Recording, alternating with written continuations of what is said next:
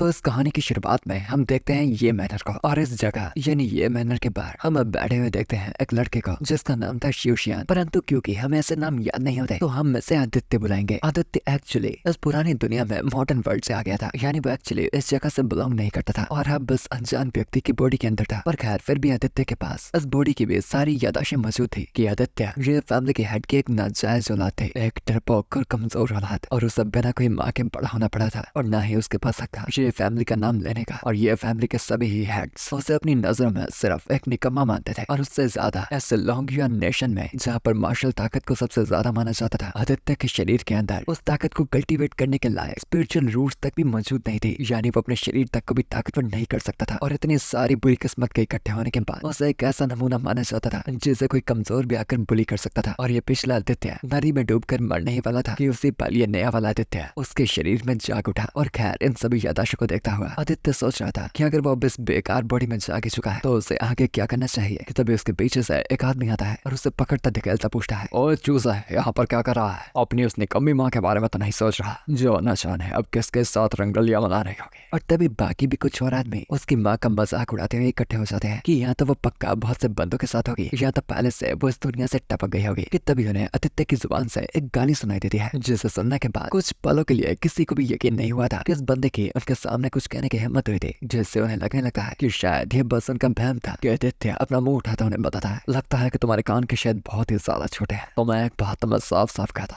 यहाँ से भाड़ में निकलो। और ये देखकर कि सच में इस हरामखोर की हिम्मत हुई थी उनके सामने कुछ बोलने की, वो सभी के सभी गुस्से में उबल जाते हैं और आदित्य को गले से उठाकर वो आदमी अब उस पर चिल्लाने लगा था। और यहाँ पर आदित्य भी उसे लड़ना तो चाहता था, पर वो महसूस कर पा रहा था कि ये बॉडी बहुत ही कमजोर थी। कि तभी उन सभी लोगों को अपने पीछे से एक लड़की की आवाज सुनाई देती है जो कि उन्हें रुकने को कह रही थी। और वो सभी पीछे मुड़कर देखते हैं कि सिर लगाने अब कौन आ गया था, और एक किचन का सामान पकड़ी लड़की उन्हें रुकने को कहती हुई बताती है कि आदित्य अभी भी फैमिली हेड का बच्चा ही है, चाहे असली ना भी हो, इसलिए उन सभी लोगों को शर्म कर उसे बुली नहीं करना चाहिए, वरना वो जाकर इस बात के बारे में कंप्लेंट कर देगी। और उस लड़की का नाम था ये चिन बैंक, बट खैर हम इसे सोनिया बुलाएंगे। और उसका कल्टीवेशन टैलेंट बूजिंग लेवल का था, जो कि स्टार्ट लेवल होता था। और एक आदमी दूसरे आदमी को बताता है कि इस लड़की की कुकिंग को उनकी मैडम यानी फैमिली हेड की वाइफ बहुत ज्यादा एंजॉय करती थी, इसलिए उन्हें यहाँ पर ज्यादा पंगे ना ले वहां से जाना चाहिए। जिस बात को समझते हैं वो आदमी भी आदित्य को दूर पटक कर फेंक देते हैं और उसे ये बताकर जाने लगते हैं कि आज तो वो उसे छोड़ रहे हैं, पर अगर अगली बार उसकी हिम्मत है ज्यादा बकवास करने की तो ये चीजें सिर्फ पिटाई तक ही खत्म नहीं होंगी। और फिर सोनिया जो कि सच में एक अच्छी लड़की थी आदित्य की तरफ अपना हाथ बढ़ाती है, उससे पूछती है कि कहीं उसे ज्यादा चोट वगैरह तो नहीं लगी। और आदित्य को भी इन यथाशों के मुताबिक याद था कि ये लड़की कौन थी, और ये ऑफिशियल किचन में काम करती थी, और इस पूरे मैनर में ये लौती बंदी थी जो आदित्य पर तरस खाती थी, क्योंकि शायद सोनिया का भी फैमिली स्टेटस काफी लो था। कि जब आदित्य उसका हाथ पकड़ता है उसके सामने एक नोटिफिकेशन प्रकट होता है कि फीमेल डिसेबल्ड लेशियर सिस्टम एक्टिवेट हो गया था, और उसके सामने एक पॉपअप स्क्रीन आ गई थी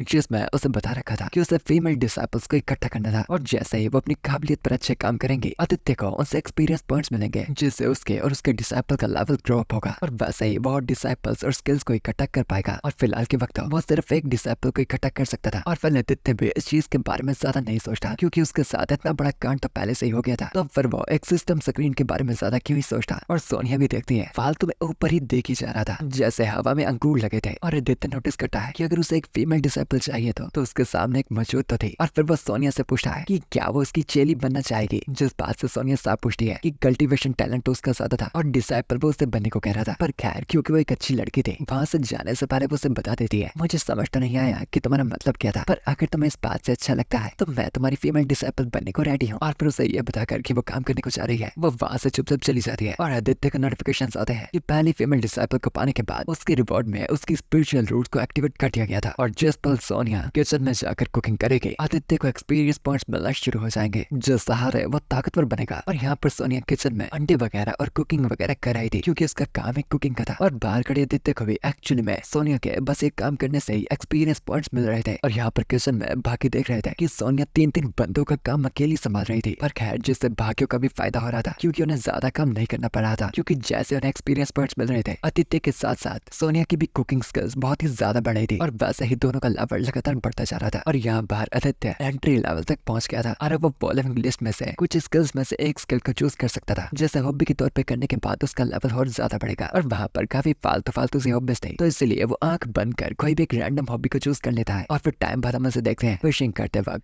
क्योंकि उसने फिशिंग हॉबी का चूज किया था, जिससे अगर वो फिशेस पकड़ेगा तो उससे उसे एक्सपीरियंस मिलेगा। पर फिशिंग करना सच में काफी बोरियत का काम था और ऐसे बोर हुआ ये वो फालतू बातें सोच ही रहा था कि फाइनली उसके जंगल में एक मछली फंस जाती है और इसलिए जल्दी में अपनी पूरी ताकत लगाकर वो उस मछली को वहां से खींच कर निकालता है। और वो एकदम खुश हुआ उस मछली को अपने हाथ में पकड़ने वाला था कि उसके बाल उसका ध्यान भटकाती है एक मदद की चिल्लाने की आवाज, जिससे वो मछली तो उसके हाथ से छूट जाती है। और वो गुस्से में उस आवाज की तरफ बढ़ता इरिटेट हुआ कह रहा था कि ये तो किसी लड़के की चिल्लाने की आवाज थी। और यहाँ पर जंगल के एक छोटे से घर में हम देखते हैं कि कुछ लोग सोनिया को पकड़कर जोरों से दूर पटक कर फेंकते हैं, जिससे घायल होती सोनिया उनसे पूछती है कि आखिर उसने ऐसा क्या किया था जो वो लोग उससे अपनी दुश्मनी निकाल रहे थे। जिस बात पर उनमें से एक आदमी बताता है, रात नहीं दोपहर के वक्त कैसा तुम हमारे बीच में पढ़ रहे थे, हम तो बस उस चूजे का सबक सिखाने वाले थे, पर तुम्हारी हिम्मत हुई हमारे बीच में पढ़ने की, तो बेशक तुम्हें भी इसकी सजा तो मिलनी चाहिए ना। और उसकी गंदी नजरों से हम साफ साफ ही जान पा रहे थे कि वो सोनिया के साथ क्या करना चाहता था। और वो उस पर अपने गंदे हाथ फेरने ही वाला था कि उससे पहले उसके चेहरे पर एक जोर की लात पड़ती है और वो सीधा ही घर की खिड़की तोड़कर बाहर जाकर गिरता है। और फिर सब लोग अपने सामने देखते हैं कि ये काट करने वाला और कोई नहीं बल्कि आदित्य ही था। और उन्हें लगता है कि आदित्य ये चीज सिर्फ धोखे से कर पाया था, क्योंकि फिर वरना आदित्य जैसा बंदा जिसकी स्पिरिचुअल रूट्स तक भी नहीं जगे थे, आखिर उनके बॉस को सिर्फ एक ही हमले से कैसे ही हरा सकता था। और यहाँ आदित्य अपने आप की तरफ देखता सोच रहा था, यह तो सच में कमाल की बात है, मेरे लेवल अप होने से सच में काफी ताकतवर हो चुका हूँ और मेरे पैरों तक की ताकत भी पहले से तो काफी ज्यादा लग रही है। कि आदित्य के उन पर ध्यान न होने का मौके का फायदा उठाकर दूसरे एक लफंडर भी आदित्य पर अपनी मार्शल आर्ट स्किल से हमला कर देता है। पर आदित्य था उससे पहले ही उसके सामने से गायब हो गया था, जो चीज बहुत ही ज्यादा शॉकिंग थी। और उसके पीछे आकर आदित्य कहता है, वाह ये तो कमाल हो गया, मेरी तो स्पीड भी पहले से काफी बढ़ गई। किसी के पीछे से फिर से एक दूसरा आदमी आता उस पर हमला करने लगता है। अपने दूसरे साथी को बताता कि उन्हें इस नमूने पर हमला करते पीछे हटने की कोई जरूरत नहीं, कि उसका दूसरा साथी भी आदित्य पर अपना वार करता बताता है कि वो तो एक्चुअली में अपनी पूरी ताकत का इस्तेमाल कर रहा था और वो स्लो मोशन में अपने अपने हमले करते सोच रहे थे कि हाँ बेटा वो इनकी मल्टी वार से तो नहीं बच पाएगा, पर इन कार्टूनों के हमले से बेशक आदित्य आसानी से डोज कर लेता है। और उन दोनों के आपसी हमले एक दूसरे पर ही लग जाते हैं। और फिर उसके बाद वो दूसरे वाले को तो मुक्का मारकर पेल देता है और एक जो ज्यादा ही बकवास कर रहा था वो सीधा उसके घोटियों पर लाते मार उसके अंडों का फ्राई ऑमलेट बना देता है। मेरे बच्चे मेरे बच्चे। और बेशक इतनी बुरी मार खाने के और अपने फैमिली ज्वेल्स को कमाने के बाद वो बंदे पछतावे और बदले की आस में वहां से भाग जाते हैं। और पीछे खड़ी सोनिया इस सब से हैरान ही पूछती है, आदित्य आखिर तुमने ऐसा कैसे किया? वो सभी बंदे बूजी की एंट्री लेवल पर थे, पर वो हार गए तुम्हारे जैसे व्यक्ति से जिसकी स्पिरिचुअल रूट्स तक भी नहीं जागे थे, और तुम्हारी तेजी तो उनके लेवल से भी बहुत ही ज्यादा तेज थी। आखिर तुमने सिर्फ एक दिन में इतनी सारी चीजें कैसे बदल ली? और वो ये बात कर ही रहे थे कि उस पहले दिन की आदित्य की वो बात याद आती है जब आदित्य ने उससे उसका डिसाइपल बनने के लिए पूछा था, जिससे सोनिया को अंदाजा होता है कि शायद उसी दिन ही आदित्य ने अपनी स्पिरिचुअल रूट्स को किसी तरह से जगा लिया था। और जब उसने उसे उसका डिसाइपल बनने के लिए पूछा था तो वो इस बात से एक्चुअली में काफी सीरियस था। और फिर इस बात से अचानक अपना तशरीफ उठा और सर झुका। सोनिया उसे बताती है, मास्टर मुझे माफ कीजिएगा, पिछली बार मेरे मजाकिया बिहेवियर के लिए, और आज आपने सच में मुझे अपना स्टूडेंट समझ के मेरी जान भी बचाई। पर उसकी तरफ वापस मदद का हाथ बढ़ा। वो बताता है, चिंता मत करो, पहले तुमने मेरी मदद की थी और आज मैंने तुम्हारी मदद की, तो हम दोनों एक ही जैसे हुए। और फिर वहाँ से जाते हुए वह दोनों आपस में बातें कर रहे थे और आदित्य को सोनिया से पता चलता है कि नॉर्मली जो लोग बिना स्पिरिचुअल रूट्स के पैदा होते हैं वो कभी भी स्पिरिचुअल रूट्स को जगा ही नहीं सकते। तो इसलिए जो आज आदित्य ने करके दिखाया था वो पूरी हिस्ट्री में शायद पहली बार हुआ था। और ये खतरनाक रूल को तोड़ने के बाद तो आपने जो अभी करके दिखाया है ये राज से पूरे मैनर में फैलेगा कि हमारे यंग मास्टर आदित्य, जिन्हें 20 साल के होने के बाद भी अभी तक बंदी नहीं मिली, उन्होंने अपनी स्पिरिचुअल रूट्स को जगा लिया है। ये बात सुनकर तो सभी के सभी लोग ही हैरान हो जाएंगे। शुक्रिया सोनिया, और तुमने मेरी बेइज्जती की या फिर इज्जत। खैर फिर ये बातें करते हुए वो लोग ये मैनर में एंटर कर जाते हैं कि तभी वहाँ का स्टीवर्ट जिया सोनिया के कान को पकड़कर जोर से दबाने लगता है और सोनिया पर चिल्लाता हुआ उसे बताता है, आखिर तुम हमारे लिए मुश्किलें इकट्ठी क्यों कर रही हो? बस क्योंकि एक बार मैडम को तुम्हारी कुकिंग का पसंद आ गई और तुम्हें लगने लगता है कि तुम ज्यादा हवा में उड़ने लगोगी। देखो तुमने हमारे यंग मास्टर के सर्वेंट के साथ क्या किया। कि तभी उसे टोकता हुआ आदित्य बीच में पड़ता है और उसके हाथ को कस के पकड़ लेता है और उसे एक बात साफ बताता है कि उसके डिसाइपल को कोई बिना वजह ही ऐसे छू नहीं सकता। अच्छा ठीक है, पर मेरा हाथ टूटने वाला है। और तभी वहाँ पर आदित्य पर चिल्लाती हुई ये मैनर के सेकंड मैडम आ जाती है, यानी ये ये फैमिली की ऑफिशियल सेकंड वाइफ और उसका नाम हम सोनतन रखेंगे। और क्योंकि सोनतन का रिश्ता आदित्य से अच्छा नहीं था, वो उस पर चिल्लाती है कि आखिर वो बेवजह मुश्किलें इकट्ठी क्यों कर रहा है, कि आदित्य उसे साफ बताता है आपके चमचे जाकर एक लड़की को बंदी बना रहे हैं और अब ये निकम्मा स्टीवर्ट भी लोगों को बुली कर रहा है। तो मैंने इसका थोड़ा सा हाथ का झटका दिया। आपको इस बात पर गुस्सा आने लगा, जिस पर सोनतन इरिटेट होती चिल्लाती है कि आखिर आदित्य की ज्यादा चिल्लाने की हिम्मत कैसे हो रही थी कि वहीं पर सोनतन का असली बेटा और वहाँ का सेकंड यंग मास्टर ऐसा था जिसका नाम ये बता, और वो यही बताता आ रहा था कि आदित्य जैसा बंदा उनकी ये फैमिली पर एक बहुत बड़ा दाग है और आज उसने उसके सर्वेंट्स को नुकसान पहुंचाया था, तो उन्हें यहाँ से निकाल देना चाहिए। पर सोनतन बताती है कि फिलहाल के वक्त नहीं, और अब की और ऐसा देती है कि आदित्य और सोनिया की 3 महीने की सैलरीज को रख लिया जाएगा और जब वहाँ के फैमिली हेड वापस आएंगे आगे का डिसीजन तब लिया जाएगा। और इसलिए आदित्य और सोनिया भी चुपचाप वहाँ से जाने लगते हैं क्योंकि बेवकूफों के साथ बहसने से ज्यादा कुछ होने नहीं वाला था। और यहाँ टाइम बाद ये मैनर के अंदर सोनतन और ये आपस में डिस्कस कर रहे थे कि सुनने में आया था कि आदित्य अचानक से लड़ने में काबिल हो गया था, और ये भी सुनने में आया था कि उसकी अचानक से स्पिरिचुअल रूट्स जाग उठी थी। और अगर इस चीज के बारे में फैमिली हेड को पता चल गया तो हो सकता है कि लोग उसकी इज्जत करना शुरू हो जाए। और ये इस बात पर नहीं मानना चाहता था कि किसी की स्पिरिचुअल रूट्स अचानक से जाग सकती हैं, तो ज्यादा से ज्यादा उसे यकीन था कि आदित्य पक्का मार्शल आर्ट सीख कर आया होगा। पर सोनतन उसे बताती है हमने पहले उसे पानी में डुबाकर मारने की कोशिश तो की थी ताकि हम उसकी मौत पर हाथ से का बहाना लगा पाए, पर न जाने कैसे वो हरामजादा बच गया। तो उस पर रोज किसी को नजर रखने के लिए रखो और मेरे पास फिलहाल इतनी अथॉरिटी नहीं है उसे यहाँ से दफा करने के लिए, पर अगर मैनर के बाद उसके साथ कुछ भी होता है वो जिम्मेदारी हमारी नहीं होगी और इस चीज को एक हादसे के तौर पर गिना जाएगा। यानी यही वो गंदी औरत है जिसने आदित्य को पहले पे मारने की कोशिश की थी। और फिर अगली सुबह हम देखते हैं किचन एरिया में जहाँ पर सभी काम कर रहे लोग कह रहे थे कि एक ही बंदी सभी लोगों का काम संभालना चाहती थी। और यहाँ अंदर हम देखते हैं सोनिया को जिसने अपने हाथ में न जाने कितने नाइफ्स पकड़ रखे थे और अब उसकी कुकिंग स्किल का लेवल पहले से बहुत ज्यादा हो गया था कि तभी खाने को हवा में उछाल कर वो उसे इतनी तेजी से काट पीटती है कि सभी को देखकर लग रहा था कि ये बंदी पक्का पिछले जन्म में एक प्रोफेशनल असैसिन थी। अरे भाई साहब ये देख तो ऐसी टेक्निक तो निंजा हथौड़ी भी इस्तेमाल नहीं कर सकता। और यहाँ एक तरफ तो आदित्य मजे से लेट रखा था और सोनिया की लगातार कुकिंग की वजह से उसे लगातार एक्सपीरियंस मिल रहा था और तभी उसका एक लेवल ब्रेक थ्रू होता है और उसे एक स्किल मिलती है आयरन स्टमच, जिससे वो किसी भी चीज को निकल कर उसकी स्किल्स को पा सकता था। और साथ ही अब वो एक और फीमेल डिसाइपल रख सकता था जो देखकर खुशी से उठता हुआ वो भी कहता है और लगता है कि मेरा एक लेवल बढ़ गया। पर खास बात ये नहीं है बल्कि मुझे जो स्किल मिली है आयरन स्टमच, अगर मैं खाने से स्किल्स को पा सकता तो मैं समझ गया हूँ कि मुझे किस जगह पर जाना चाहिए। और हाँ, वो जगह और क्या हो सकती थी बुक स्टोर के अलावा जिनमें लिखी गई स्किल्स को कहकर वो पा सकता था।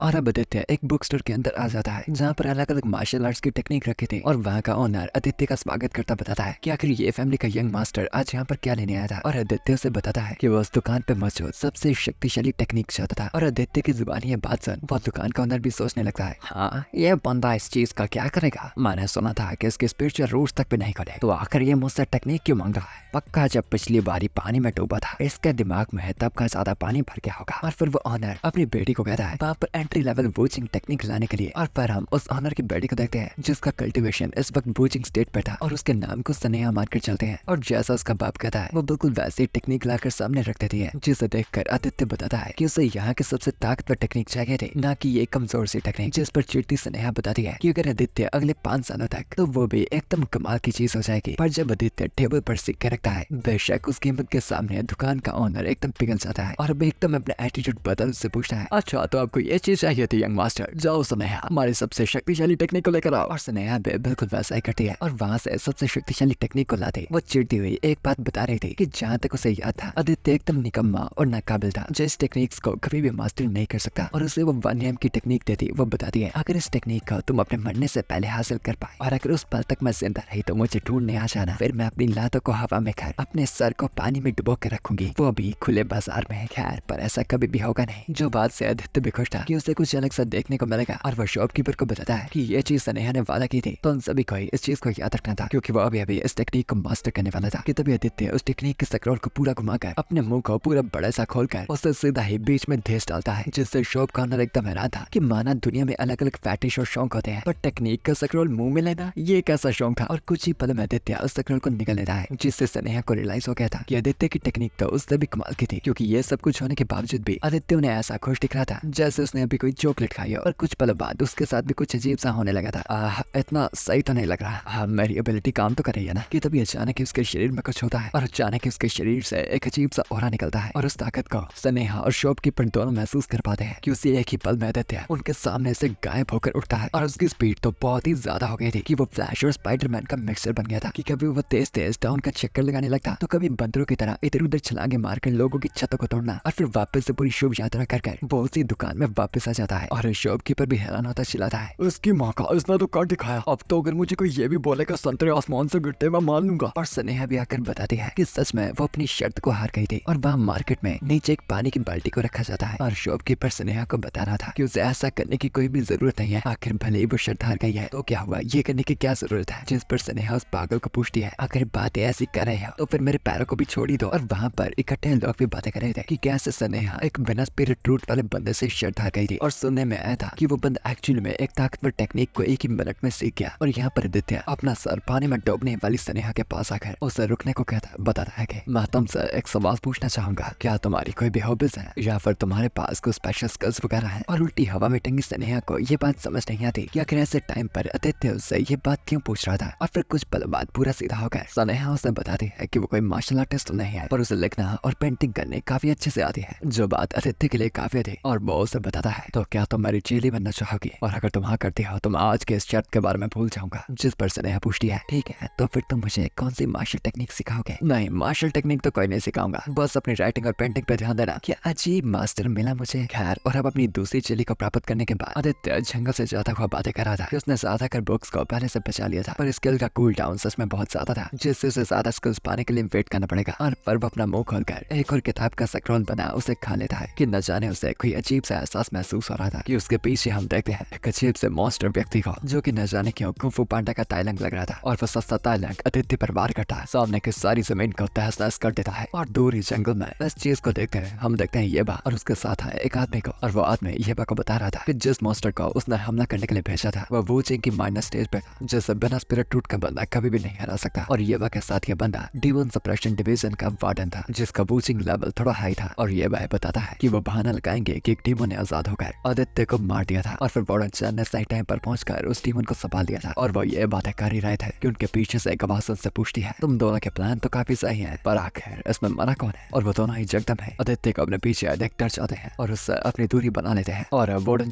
हैरान होता सोच रहा था कि आखिर ये बच्चा एक वूचिंग रैम के डेमन के हमले से कैसे बच गया, और वो खुद उस डेमन से ताकतवर वन रैम में था और ये उनके पीछे भी चुपके से कैसे आ पाया। और इसलिए घबराए हुआ वार्डन ये बात से पूछ रहा था कि क्या आदित्य के पास सच में कोई स्पिरिट रूट नहीं है या फिर ये कोई मजाक हो रहा है। पर यहाँ पर यह बात तो पहले से ही बहुत ही घबरा चुका था कि आदित्य उसे बताता है, ये बात तुमने पहले मुझे डुबाने की भी कोशिश की थी ना, पर आज तो तुमने साफ साफ मुझे मारने की कोशिश की है, तो तुम्हें क्या लगता है कि मुझे तुम्हारे साथ क्या करना चाहिए।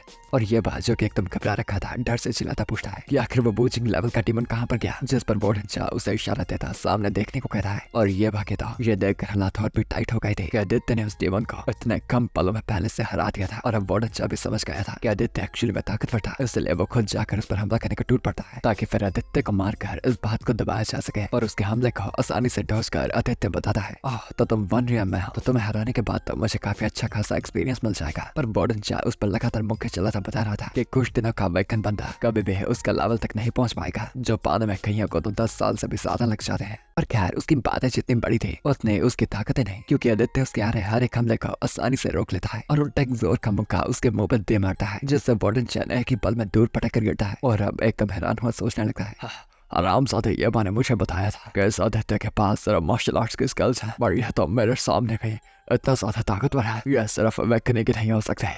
और यहाँ पर उस लंगड़ा रही चैन की तरफ बढ़ता आदित्य असली ताकत का रीजन जानता बताता है। लगता है कि जो मैंने कल किताबें खाई थे वो सच में ही काफी फायदेदार थे। लड़ाई के दौरान भी ऐसा लग रहा था जैसे मैंने इन मूव्स को अच्छी तरह से प्रैक्टिस कर रखा था। और यहाँ पर वार्डन सोच रहा था कि वो पक्का आदित्य को हरा तो नहीं सकता, तो इसलिए बस उसे कुछ कर उसे भागने की कोशिश करनी चाहिए और अपने शरीर की सारी एनर्जी का इस्तेमाल बस अपने शरीर को हल्का कर वहां से भागने के लिए करना चाहिए। और फिर वैसा ही बिल्कुल अपनी एनर्जी को छोड़कर वार्डन पूरी तेज दुमदुबाता वहां से भागने लगता है और पीछे मुड़कर देखता है तो आदित्य अभी भी उससे काफी पीछे था।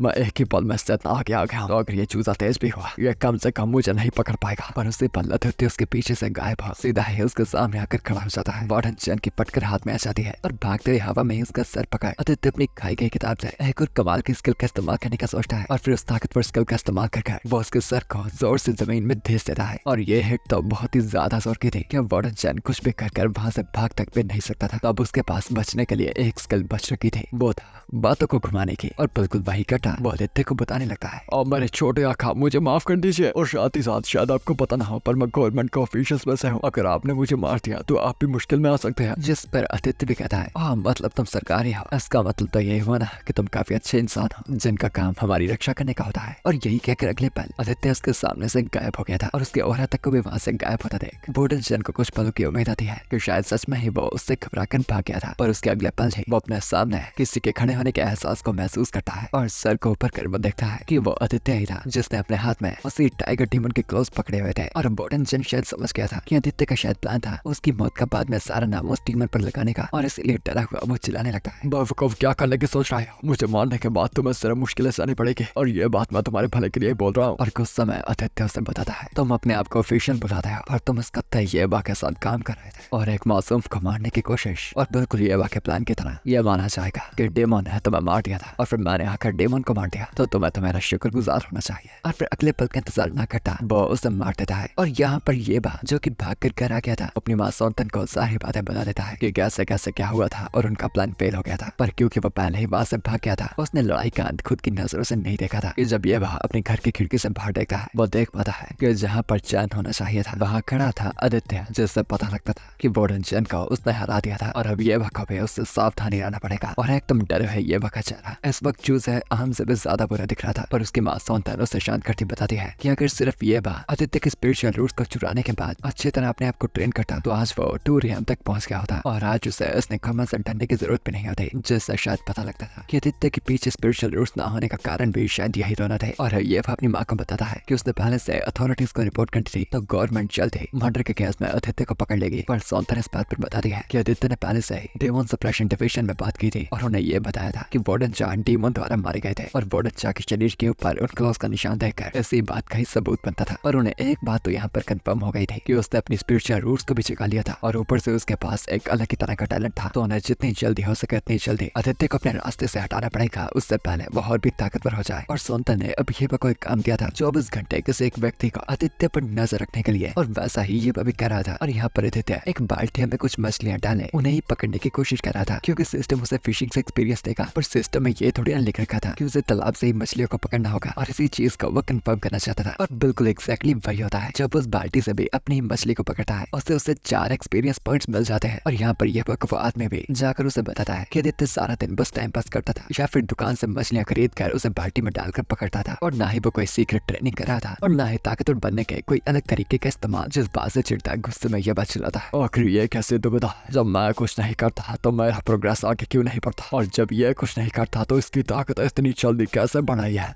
ये पक्का कुछ तंत्र मंत्र विद्या का इस्तेमाल कर रहा है जिसका पता मुझे लगाना ही पड़ेगा। और यहाँ आदित्य की तरफ वो देखता है एक पॉपअप नोटिफिकेशन का जहाँ पर साफ साफ बताया था कि उसकी फिशिंग स्किल 6 लेवल की हो गई थी, तो उसके पास अब चांस था स्पेशल एट्रीब्यूट्स वाली फिशेस को पकड़ने का, पर अब उसे एक हाई लेवल के फिशिंग एरिया पर जाना पड़ेगा कि तभी वहाँ पर एक आदमी आदित्य के लिए एक लेटर लेकर आता है, जिसे देखकर आदित्य को लगता है कि शायद ये कोई लड़की का होगा जो कि उसे एक्चुअली में सीक्रेटली पसंद करती होगी, पर इतने टाइम से पक्का वो अपनी फीलिंग्स को दबा कर रखी होगी। और जब वो उसे खोलकर पढ़ता है तो वहाँ पर डेमन सप्रेशन डिवीजन सिलेक्शन के बारे में लिखा हुआ था, जिससे पढ़ आदित्य भी खुश होता कहता है यह तो बहुत ही सही चीज हो गई, अब हमें इस सप्रेशन डिवीजन का वार्डन मेरे हाथों मारा गया था तो पक्का वो लोग मुझसे पूरी नफरत करते होंगे, और शायद ये भाई अगर उसकी माँ के चाल हो सकते हैं, पर इस मौके पर मैं ना तो बिल्कुल नहीं करने वाला।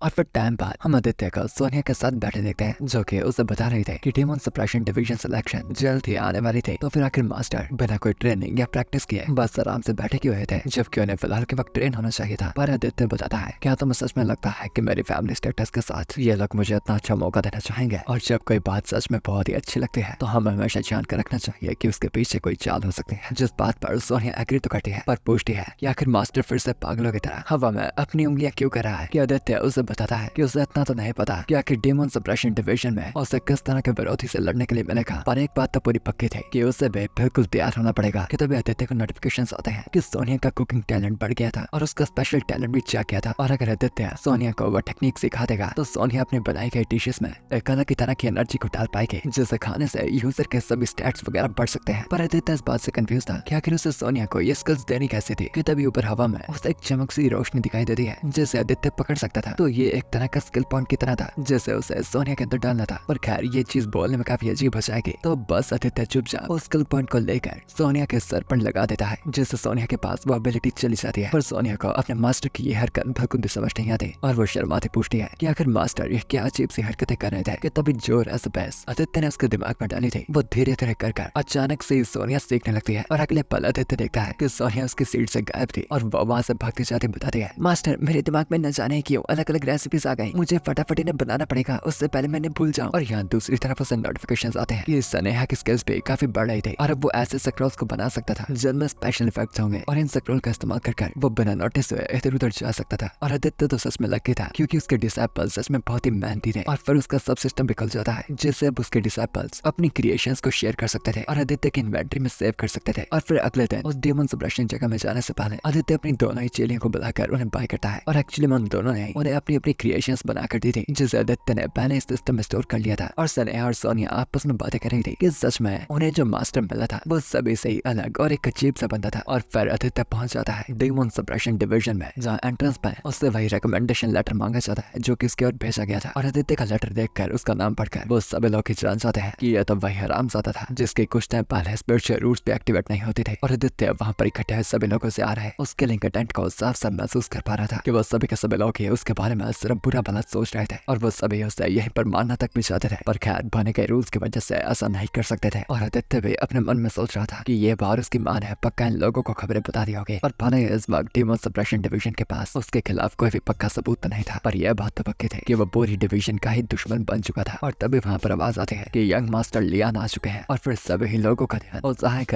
यंग मास्टर लियान पर चला जाता है जो कि वहाँ से बाहर से आया था। और सभी लोग तो उसके नाम को जानते थे सिवाय आदित्य के। जब आदित्य पूछता है कि ये बंदा कौन है, वहाँ पर एक बंदा आता है जिसका नाम खैर हम आदि रख सकते हैं और वो इस वक्त वन रियम में था। आदि आदित्य को बताता है कि उनके सामने आया वो बंदा लियान फैमिली का यंग मास्टर था जिसे बाकियों से ज्यादा जीनियस माना जाता था। और सुनने में था कि वो बाकियों से पहले वन रियम में पहुंच गया है कि आदित्य आदि को देखकर कहता है, ओह तुम तो कहानी के साइड कैरेक्टर की तरह हो जो बाकी आए गए नए कैरेक्टर्स के रोल्स को समझाता है। खैर यहाँ पर लियान फैमिली का यंग मास्टर अपने बातों से हवा में उड़ ही रहा था कि तभी वहाँ पर एक और नमूना आता है जो लियान को धकेल कर दूर फेंकता है। और अब उसे देखकर तो लोग उसकी तारीफें करने शुरू हो गए थे कि ये तो चियान फैमिली का यंग मास्टर था जो वन रियम में आए गए न्यू कमर्स में सबसे काबिल था और उसने एक ग्रेट डेमन को काट कर उसका स्पिरिचुअल कोर तक हासिल किया था। और पीछे खड़ा लियान भी इस बात से फ्रस्ट्रेटेड था कि वो इस बंदे से पंगा नहीं ले सकता। यहाँ पर चियान फैमिली का यंग मास्टर कह रहा था, अगर मैं सिर्फ एक और डेमन स्पिरिट के स्पिरिचुअल कोर को ले पाऊं तो मैं कुछ कर दूसरे रियम तक पहुंच जाऊंगा। कि वो ये बड़ी बड़ी बातें कर ही रहा था कि उसे अपने पीछे एक बड़ा प्रोसेस महसूस हो रहा है और उसके पीछे हम देखते हैं एक बहुत ही बड़े आदमी को जो चियान फैमिली का यंग मास्टर को उसके रास्ते से दफा होने को कह रहा था। और चियान फैमिली के यंग मास्टर के भी उस बड़े आदमी को देखकर हालात एकदम टाइट हो गए थे और वो बिना कुछ बकवास किया उस मोटे गैंडे का रास्ता बनाने के लिए साइड हो जाता है। और आदित्य ये देखता पूछ रहा था कि आखिर अब ये नया सांड कौन था जिसके सामने ये यंग मास्टर चियान तक भी नहीं बोल रहा था। जिस पर आदि उसे बताता है कि ये बंदा famous northern giant spirit mention से आया था और उस जगह के सभी लोग ही काफी बड़े और शक्तिशाली होते हैं और ये उनकी जगह से पिछले साल का सबसे काबिल डिसाइपल था। और ये उन कुछ लोते न्यू कमर्स में से था जो पिछले साल ही दूसरी रियम तक पहुंच गए थे। तो बेशक एक दूसरी रियम का बंदा काफी ताकतवर होगा कि तब उन सभी को अनाउंसमेंट होती है कि लेडी जियाओ आ चुकी है। और फिर वहाँ पर सभी महसूस करते हैं वह खतरनाक शक्तिशाली राक्षस के पैरों के कदमों को जिसका भयंकर ओरा हर जगह ही फैल रहा था। और वो मोटा भय इसको महसूस कर सोच रहा था,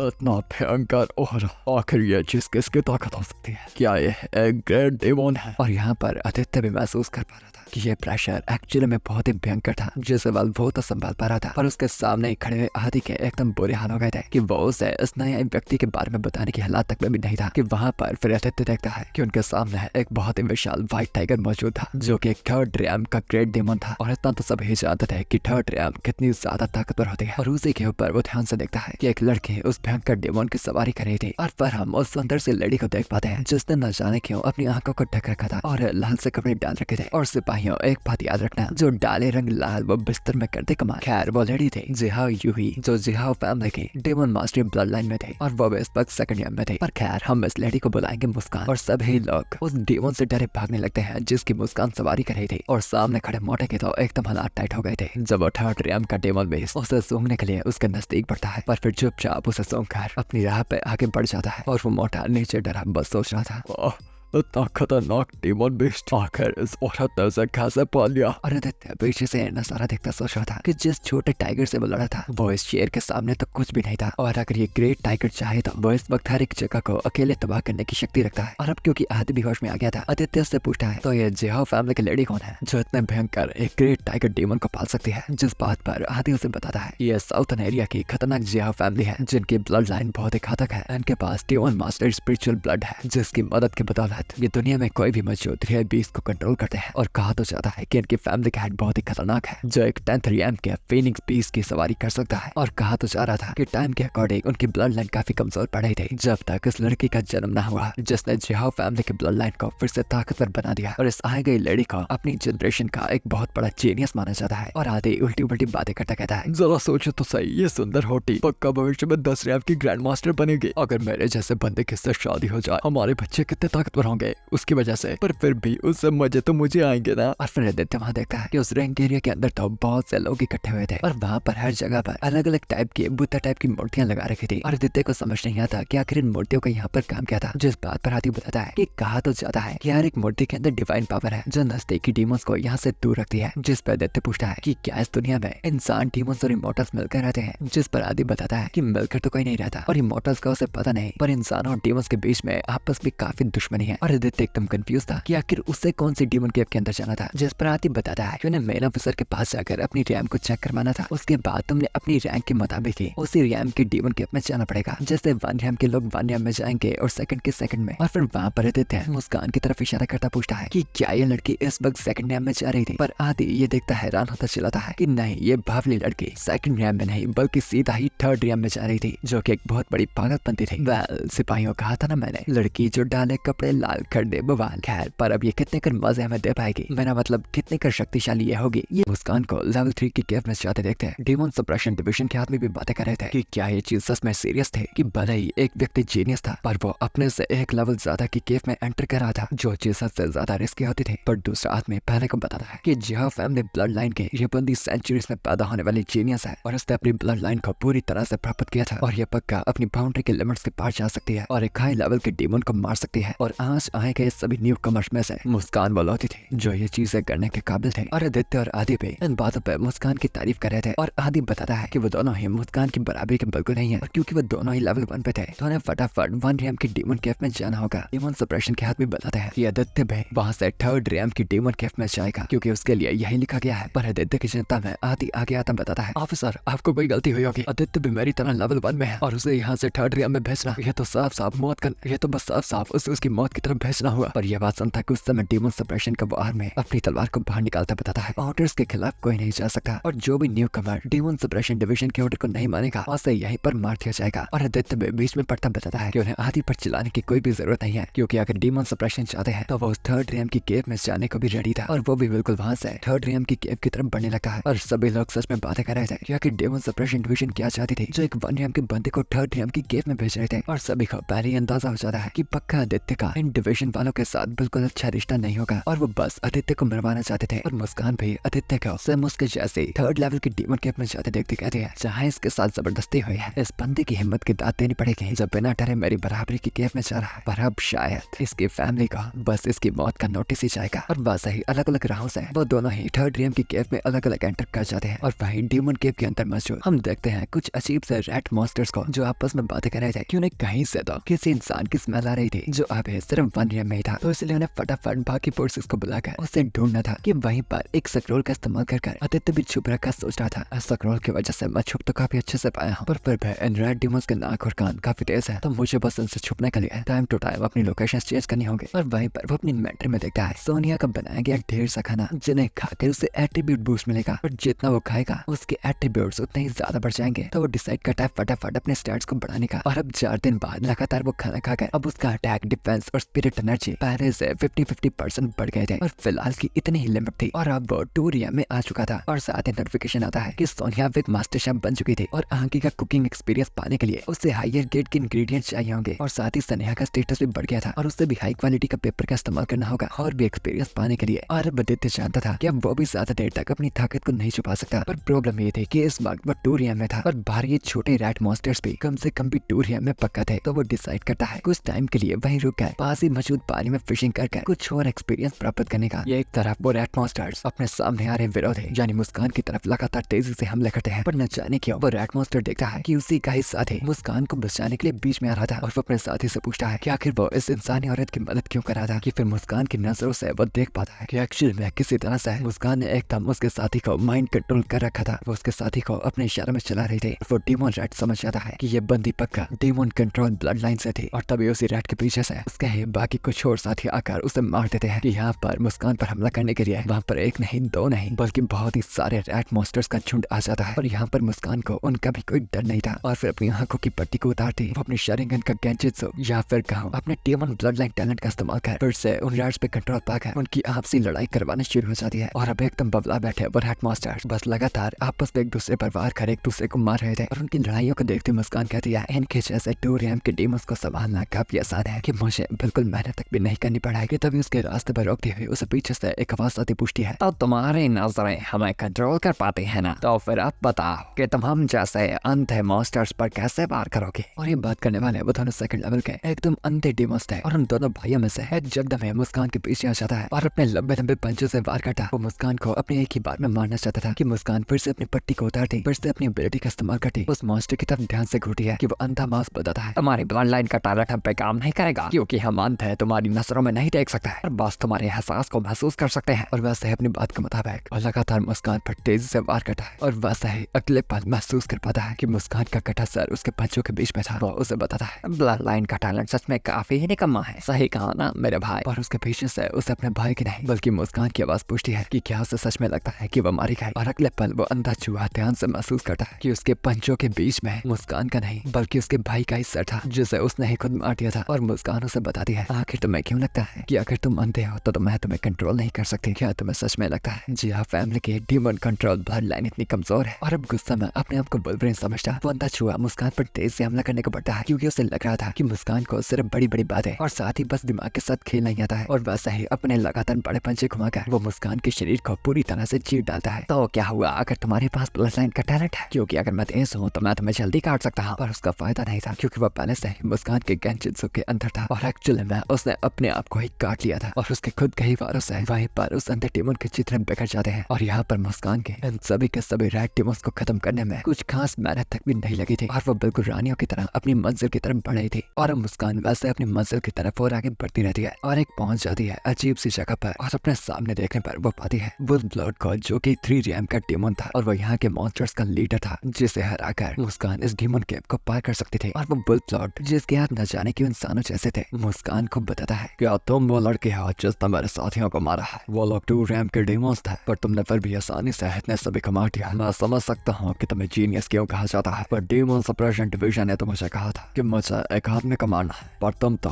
एक औरत हो। और यहाँ पर वो पक्का आदित्य की बात कर रहा था जिसे डीमन सप्रेशन डिवीजन ने उसे मारने को कहा होगा। और मुस्कान भी ये बात सुनती बताती है कि सच में डीमन सप्रेशन डिवीजन इतनी गिर गई थी जो किसी को मारने के लिए डीमंस के साथ सौदा करने को रेडी थी। पर अपने हाथ को उठाता हुआ वो वुल्फ ब्लड बताता है कि अब बातें करने का टाइम खत्म हुआ क्योंकि अब मुस्कान के लिए मुश्किलें शुरू होने वाली थी। और उस वुल्फ ब्लड के हथियार में हम एक अलग सी ताकत को देख पाते हैं जिसका कंट्रोल एकदम कमाल का था। और वुल्फ ब्लड मुस्कान को चुनौती देता बताता है देखते हैं तुम एक औरत जैसा सेंचुरीज में पैदा होने वाली जीनियस कहा जाता है मेरे सामने है कितने बल तक टिक पाएंगे। और मुस्कान अपनी आंखों की पट्टी उतारते उसे साफ बताती है कि वो हमेशा से अपने से ज्यादा हाई लेवल के डीमंस को मारने में काबिल है और कुछ ही पलों में वो वुल्फ ब्लड हार मानकर उसके कदमों में गिर रखा होगा कि उसी पल वो वुल्फ ब्लड एक ही पल में पूरी तेजी से मुस्कान की तरफ बढ़कर एक बहुत ही ज्यादा तेज हमला करता है। जिस तेज हमले से बचने के लिए मुस्कान ने बार बार अपने एक डीमन को समन कर बुलाया था और फिर भी उस वुल्फ ब्लड का हथियार उस डीमन के शरीर के पार आ गया था। और मुस्कान महसूस कर पा रही थी कि अगर वो एक पल भी लेट हो जाती तो उसका सर आज उसके धड़ के ऊपर नहीं होता और फिर वो तेजी से उसे बचने के लिए पीछे हो जाती है। और ये बात को जानती हुई कि ये वुल्फ ब्लड बिल्कुल भी नॉर्मल नहीं था वो घबराई हुई अपने मन में सोच रही थी अगर मेरा सब्स्टिट्यूट डीमन डेथ कर्स एक्टिवेट नहीं होता तो मैं बिना डिफेंस किए अभी अभी मारी जाती। पर उससे भी अजीब बात यह है कि आखिर इस डीमन पर मेरी डीमन स्पिरिट एनर्जी काम क्यों नहीं कर रही जिसके सहारे मुझे इसके दिमाग पर कंट्रोल करना था। अब क्योंकि वो माइंड कंट्रोल नहीं कर सकती थी तो बारी थे उससे लड़ने के लिए उसकी बराबरी की डीमन को बुलाने की। और फिर वो भी वहाँ पर सम्मान कर बुलाती है अपने व्हाइट टाइगर डीमन को और वो भी एक भयंकर 3rd रैम का डीमन था। उसे उम्मीद थी कि एक व्हाइट टाइगर डीमन एक 3rd रैम के वुल्फ डीमन को तो हरा ही पाएगा। और व्हाइट टाइगर अपनी पूरी तेजी से उस वुल्फ पर अपने हमले करता है जिन्हें डॉज करता हुआ वो वुल्फ ब्लड बता रहा था सच में ही कमाल किया ज्यादा का 2 रैम के बंदे अभी तक मेरे वारों से मर गए होता है और तुम सच में मेरी बराबरी कर पाने के लिए अपने से ऊंची रैंक के डेमन को बुला पाई हो। पर आखिर तुम्हें क्यों लगता है कि इस लड़ाई को खत्म करने के लिए पहले मुझे इस डेमन को मारने की जरूरत है? और इसलिए वो पहले वार करने के लिए बढ़ता है सीधा मुस्कान की तरफ, जिसे मारकर वो आसानी से इस जंग को खत्म कर देगा। उसी पर मुस्कान इस बार अपनी पूरी डेमन स्पिरिट एनर्जी से अपनी नजरों से फिर से उसे कंट्रोल करने की कोशिश करती, उस वुल्फ लॉर्ड को वहीं पर रुकने को कहती है। और वो हंसता हुआ वुल्फ लॉर्ड ना रुकता भी तेजी से उसकी तरफ ही बढ़ा था। और मुस्कान एकदम घबरा जाती है कि आखिर फिर से उसकी टेक्निक काम क्यों नहीं कर पाई, जबकि वो थर्ड रैंक के वाइट टाइगर को कंट्रोल कर सकती है। और फिर तेजी से अपने हथियार को घुमाकर वो वुल्फ लॉर्ड से एक ही बार में मारने वाला था। और उससे पहले वाइट टाइगर तेज होने के लिए एक ह्यूमनॉइड बॉम्ब में आकर उसके हमलों को रोकता, मुस्कान की रक्षा करता है। और वहाँ पर उस लड़ाई के तेज धमाके होते हैं और मुस्कान अपने सामने हो रही इस लड़ाई में कुछ भी नहीं कर पा रही थी, क्योंकि जो उसकी मेन सबसे शक्तिशाली टेक्निक थी वो एक डीमन पर काम तक भी नहीं कर पा रही थी। और अपने हथियार को कसता वो वुल्फ लॉर्ड बताता है, तुम वाइट टाइगर डेमन सच में कमाल गए हो। एक ह्यूमनॉइड फॉर्म में आने के बावजूद भी तुम मेरी तेजी की बराबरी कर पा रहे हो, जो कि काफी कमाल की बात है। और अभी तक के नॉन लीडर डेमन्स में से तुम शायद अभी तक के सबसे शक्तिशाली हो गए। यानी उसका मतलब था कि वो वाइट टाइगर डेमन एक बॉस मास्टर ना भी होने के बावजूद भी अपने हिसाब से काफी ताकतवर था। और वहाँ पर उन दोनों की काफी तेज लड़ाई चल रही थी। पर अभी तक तो वाइट टाइगर डेमन उस वुल्फ लॉर्ड के सभी तेज हमलों को बस रोक ही रहा था और उसे वापस हमला करने का कोई भी मौका नहीं मिल रहा था। फिर अपनी स्किल का इस्तेमाल करने लगता। वो वुल्फ लॉर्ड बताता है, माफ करना दोस्त, तुम्हारे साथ खेलकर तो बहुत मजा आया, पर अब इस लड़ाई को खत्म करने का टाइम आ चुका है। और उसे पल अपनी स्किल सरपंच शैडो ब्लेड का इस्तेमाल करता है। और अब उसके हथियार के आ रहे हमले एक सांप की तरह लिपटते जा रहे थे। और अब उसका हथियार एक रस्सियों की तरह इधर उधर घूमकर उस व्हाइट टाइगर पर हमले कर रहा था, जिन हमलों को व्हाइट टाइगर एकदम अच्छे से रोकता। वापस बराबरी में पूरी तेजी से उस वुल्फ लॉर्ड पर अपने पंजे घुमाता ही है। पर उससे पहले ही वो पाता है कि वुल्फ लॉर्ड के उस हथियार ने उसे सांपों की तरह एकदम घेर कर लिपट लिया था। और अब व्हाइट टाइगर डेमन ना ही हिल पा रहा था और ना ही बराबरी में कुछ कर पा रहा था। और फिर वुल्फ लॉर्ड उसे आखिरी बार बताता है, मेरी इस टेक्निक के इस्तेमाल को कोई भी ज्यादा कर नहीं समझ पाता, और तुम फिर भी काफी कमाल का था। पर माफ करना, ताकत के साथ साथ जहाँ बुद्धि इस्तेमाल होती है उस लड़ाई को जीतना काफी मुश्किल होता है। और वैसे फिर अपने हथियार से वो उस व्हाइट टाइगर मॉन्स्टर के चिथड़े चिथड़े कर डालता है। और अब इस लड़ाई में मुस्कान का सबसे शक्तिशाली डेमन भी हार गया था। तो वो जानती थी कि उसकी सिचुएशन कितनी बुरी थी। और अब वो बस फटाफट वहाँ से दुम दबाती भागने लगती है और एकदम घबराई और डरी वो अपने मन में सोच रही थी कि अब बेइज्जत होने वाली बात है। मैं जो इतनी खास फैमिली से बिलोंग करती हूँ, सेंचुरीज में पैदा होने वाली एक जीनियस, इतनी बुरी हालत में हूँ कि मुझे यहाँ से भागना पड़ा है। और अगर मेरी डीमन कंट्रोलिंग ब्लड लाइन भी इसके खिलाफ काम नहीं करे तो ये बात एकदम साफ है कि इस विरोधी के खिलाफ मैं नहीं जीत सकती। और मेरा अभी तक का सबसे शक्तिशाली डीमन व्हाइट टाइगर वो भी इससे लड़ता मारा गया। और मुस्कान तेज से बचकर भाग रही थी कि अगले ही पल वो वुल्फ लॉर्ड उसके सामने हाथ चिल्लाता है, अल कपड़े पहने तो लानिया, तुम्हें क्या लगता है इतने मौत देने के बाद मैं तुम्हें यहाँ से भागने दूंगा? तुम पहले मुझे बता रहे थे ना। और अब देखते हैं कौन किसके घुटनों पर होगा, और तुम्हारे घुटनों पर होने की वजह पे कुछ खास हो गई। वैसे ही अपने तेज वार को घुमाता वो सीधा अपने एक ही बार से मुस्कान को मारने वाला था। और यहाँ पर मुस्कान भी जान चुकी थी कि अब तो वो इस बार से नहीं बच सकती। उसी पल मुस्कान के सामने एक शैल आ जाता है जिससे बाल बाल वो उस वुल्फ लॉर्ड के बार से मरती बची थी। देखता हुआ वुल्फ लॉर्ड भी कहता है, यह तो आयरन स्केल फर्स्ट डेमन है जिसे मैंने गार्ड करने के लिए वेस्टर्न केव के एंट्रेंस में बैठा रखा था, और इससे कोई मार पाया है, मतलब कि यहाँ पर एक और एक्सपर्ट है। और पर अपने सर को घुमाता जब वो केव की तरफ देखता है तो वहाँ पर वो पाता है आदित्य को, जो कि बस एक आम सा मछुआरा लग रहा था, क्योंकि वो इतने टाइम से एक्सपीरियंस इकट्ठा करने के लिए फिशिंग कर रहा था। और उसी दौरान उसकी आयरन स्केल फिश डेमन से लड़ाई हुई होगी, जिसकी बॉडी का इस्तेमाल उसने मुस्कान को बचाने के लिए किया था।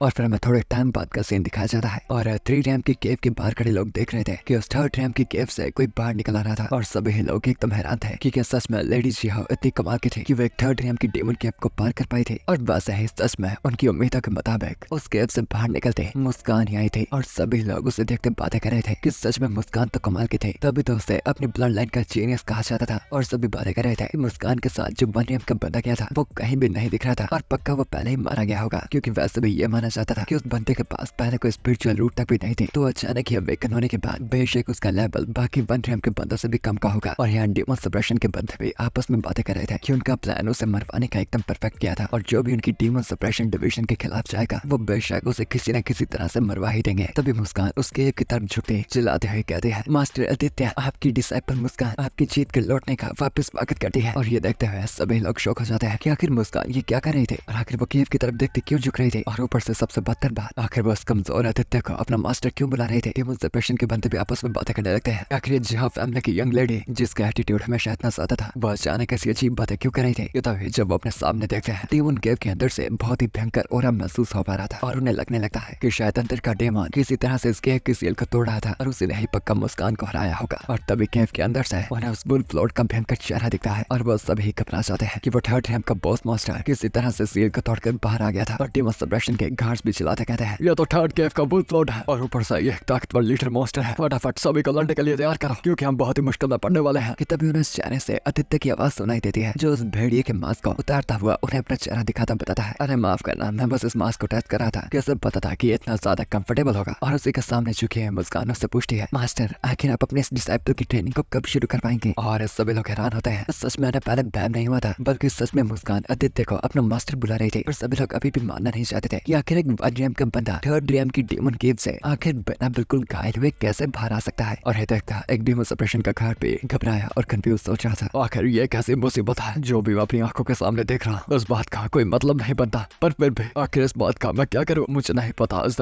यहाँ पर किस तरह के काले जादू का इस्तेमाल किया होगा और पक्का ने अपने कब्जे में लेकर उनसे उस सभी टीमों को मरवा कर अपने आप को बचाकर यहाँ से बाहर आया होगा। और फिर हमें डेमन केव के अंदर का घंटे पहले का सीन दिखाया जाता है कि आखिर ये सब मामला बनी क्या था। आदित्य के उस बुल पोस्टर के सामने आता है, वो उससे लड़ने के लिए बिल्कुल रेडी था। और यहाँ पीछे खड़ी मुस्कान उनकी लड़ाई को देखती एकदम हैरान होती सोच रही थी कि क्या एक 1 रैम का बंदा सच में ऐसे लड़ाई लड़ सकता था, क्योंकि उसके सामने मौजूद आदित्य उस बुल प्लॉट की चला रहे हर एक बार को आसानी से पैरी कर रहा था और ऊपर से उसी की बराबरी तेजी में उसकी बराबरी कर रहा था। और उनके लगातार बारों के एहसास से बस हर जगह पर एकदम तबाही फैल रही थी। और वो बुल प्लॉट भी आदित्य की तारीफ करता बताता है, बच्चे तुम सच में कमाल के हो। मुझे डेमो सप्रेशन डिवीजन ने बताया था कि तुम सिर्फ एक लेवल के हो, पर अब चाहे मुझे मौत भी आ जाए मैं इस बात पर कभी भी यकीन नहीं करने वाला, क्योंकि साफ साफ मैं देख पा रहा हूँ कि तुम बाकी से कितने ज्यादा ताकतवर हो। और फिर वो इस लड़ाई में थोड़े बदलाव लाने के लिए अपने उस अल्टीमेट मूव का इस्तेमाल करता है जिससे पहले उसने उस व्हाइट टाइगर को भी मारा था। और फिर से उसका हथियार सांपों की तरह बिखर कर आदित्य पर अलग अलग तरफ से हमले कर रहा था। और वहाँ पर एकदम तबाही को देखते मुस्कान भी घबराई कह रही थी, इस टेक्निक से तो मेरा टाइगर डेमन एक ही बार में मारा गया था, तो क्या ये बंदा इस बार से टिक पाएगा। और यहाँ पर बेस लॉर्ड नोटिस करता है कि आदित्य ने फिर से उसी के पहले वाले साथी की बॉडी का इस्तेमाल किया था उसके अल्टीमेट वार से बचने के लिए। उसका ध्यान भटकाकर आदित्य तेजी से हवा से आता उस पर एक जोर का घुमाकर वार करता है, जैसे वो वुल्फ लॉर्ड पैरी तो करता है, पर आदित्य की उस हमले की ताकत बहुत ही ज्यादा थी। और वो वुल्फ लॉर्ड उसे बताता है, तुम सच में कमाल के हो जो हमारे अल्टीमेट वॉर से बच पाए और उसी के साथ साथ तुम पाले हो गए जो मेरी बराबरी कदम पर टिक पाया है। और आदित्य उसे साफ बताता है, क्या कह रहे हैं उनका, आखिर तुम्हें ये बहम किसने डाला कि हम दोनों बराबर लेवल पर हैं। मैं 7 दिन लगातार इसलिए छुप कर नहीं बैठा ताकि मैं बस तुम्हारी बराबरी कर पाऊं। और तभी आदित्य अपनी स्पिरिचुअल एनर्जी को एक्टिवेट करता है और अब उसकी ताकत पहले से बहुत ही गुना बढ़ चुकी थी। और वो अपनी तलवार से उस वुल्फ लॉर्ड को पूरा जमीन में धंसने लगता है। और वो वुल्फ लॉर्ड आदित्य को रोकने की कोशिश तो कर रहा था, पर उसी के साथ साथ वो जमीन के साथ साथ ही नीचे धंसने लगा था। और आदित्य की इस ताकत से डरा वो भी सोच रहा था, ये कैसे हो सकता है। जी पल पहले ये बस मेरी बराबरी का लेवल का था, आखिर अचानक से ये मुझसे इतना ज्यादा ताकतवर क्यों लग रहा है। जिस बात पर आदित्य बताता है कि उसके ऊपर बहुत से बफ लग रखे थे क्योंकि उसने सोनिया की कुकिंग को दबा कर खाया था, इसलिए उसकी अटैक, डिफेंस और स्पिरिट एनर्जी सभी 50-50% ज्यादा बढ़ रखे थे। और वो वुल्फ लॉर्ड फिर से अपनी अल्टीमेट टेक्निक का इस्तेमाल करता अपने हथियार को घुमाकर आदित्य को मारने की कोशिश करता है, पर उससे पहले आदित्य अपनी तलवार को घुमाकर उसके हथियार को तोड़ देता है, जिससे उसका खुद का हथियार भी तोड़ा गया था। पर अब यहाँ पर आदित्य को हथियार की कोई भी जरूरत नहीं थी। और फिर अपने मौके को तेजी से घुमाकर वो सीधा उस वुल्फ लॉर्ड के दे मारता है। और उसके स्टैट्स इतने ज्यादा ताकतवर थे कि उसके एक ही मौके से वुल्फ लॉर्ड लगातार चट्टाने तोड़ता बहुत ही दूर जाकर लैंड होता है। और अभी भी अपनी थोड़ी होश में वो आदित्य को कहता है, आखिर तुम हो कहाँ, आखिर तुम जैसा न्यू भी मुझे कैसे हरा सकता है। कि आदित्य उस वुल्फ लॉर्ड का हथियार पकड़ा आकर जोर से उसके सर पर दे मारता है और उसे बताता है, मैं तो बस एक काम समझवा रहा हूँ जिससे बस ये छोटे मोटे काम करने में मजा आता है। तभी उस वुल्फ लॉर्ड के सर पर बजे डंडे से सीधा सोनिया की तरफ उसका सर गिरता है, पर सोनिया ध्यान से देखती है कि वो चीज कोई सर वगैरह नहीं था बल्कि एक भेड़िए का मास्क था। और आदित्य भी उसके सामने खड़ा उसकी पहचान देखता कहता है, मुझे पहले ही शक हो गया था, पर तुम कोई वुल्फ लॉर्ड नहीं बल्कि हमारी तरह एक इंसान हो। और क्योंकि वो इंसान था तभी तो सोनिया की डेमन ब्लड लाइन टेक्निक उस पर काम नहीं कर रही थी, क्योंकि वो कोई डेमन थोड़ी ना था। और खैर, अगर आपको ये वीडियो बहुत ही पसंद आई है तो आपको करना क्या है, फटाफट नोटिफिकेशन बेल को ऑन करना ताकि आप हमारी अगली वीडियो को मिस ना कर पाए। और साथ ही साथ आज की वीडियो का कमेंट टारगेट है 350 कमेंट्स, जिसमें आप डिस्कस कर सकते हैं कि आपको अभी तक की हमारी मिली गई वाइफों में से सबसे बेस्ट कौन सी लगी, सोनिया, स्नेहा या फिर मुस्कान। और जिसके बारे में ज्यादा कमेंट्स आएंगे मैं टाइम बाद उसका नाम कमेंट में लिखकर पिन कर दूंगा। मैं आपसे मिलता हूँ अगली बार अगली वीडियो के साथ। So for now bye, good bye, सायोनारा, जाना।